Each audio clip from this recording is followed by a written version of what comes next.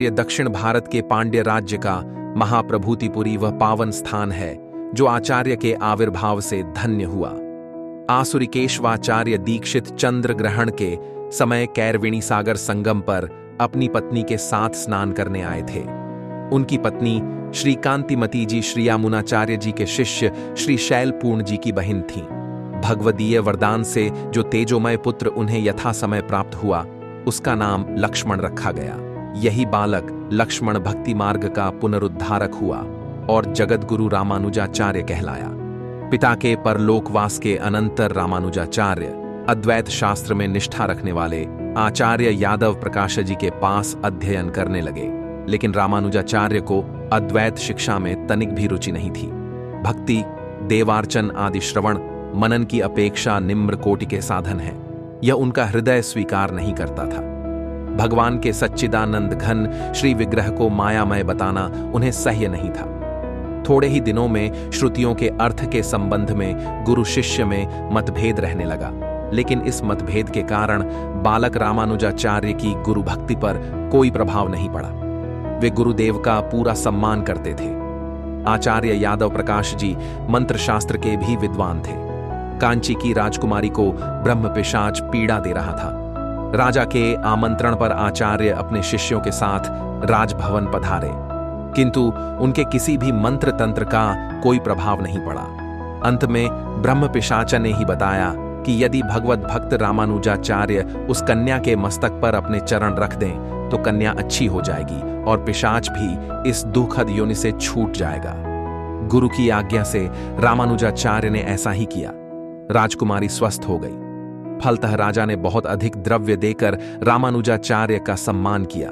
रामानुजाचार्य ने वह सब धन आचार्य यादव प्रकाश जी को अर्पित कर दिया, लेकिन यादव प्रकाश जी के मन में ईर्ष्या उत्पन्न हो गई। अब वे रामानुजाचार्य को अपनी कीर्ति में बाधक मानने लगे। उन्होंने रामानुजाचार्य को मार डालने का निश्चय किया। काशी यात्रा के बहाने वे सबके साथ चल पड़े। उनका उद्देश्य रामानुजाचार्य को किसी घोर वन में मरवा देना था, किंतु गोंडाख्य पहुंचने पर रामानुजाचार्य को इस षड्यंत्र का पता लग गया। वे गुरुदेव का साथ छोड़कर अलग हो गए। अनजान मार्ग, भयंकर वन, कांटों और पत्थरों से बालक रामानुजाचार्य के पैर क्षत विक्षत हो गए। भूख प्यास ने शरीर को असमर्थ बना दिया। अंत में आतुर होकर वे भक्त भयहारी भगवान को पुकारने लगे। इसी समय उन्हें एक व्याध दंपति दिखाई पड़े। उन दोनों ने बताया कि यहां से कांची बहुत दूर है, जहां रामानुजाचार्य को जाना है। रात्रि को वहीं विश्राम करना था। रात में व्याध पत्नी को प्यास लगी। सवेरा होने पर थोड़ी दूर चलने पर एक कुआं दिखाई पड़ा। कुएं पर बहुत मनुष्य जल भर रहे थे।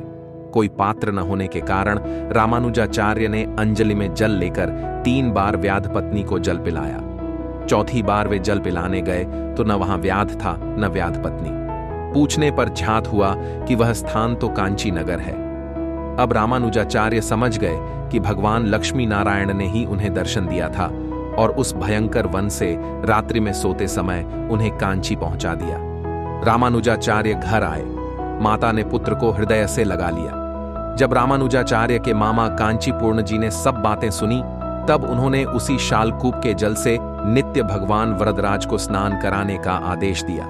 भगवत कृपा का यह अनुभव करके बालक रामानुजाचार्य का हृदय भक्ति से पूर्ण हो उठा। रामानुजाचार्य ने मुक्ति के लिए भक्ति मार्ग को सर्वोच्च साधन बताया है। आगे जाकर इन्होंने विशिष्टाद्वैत वेदांत मत की स्थापना की।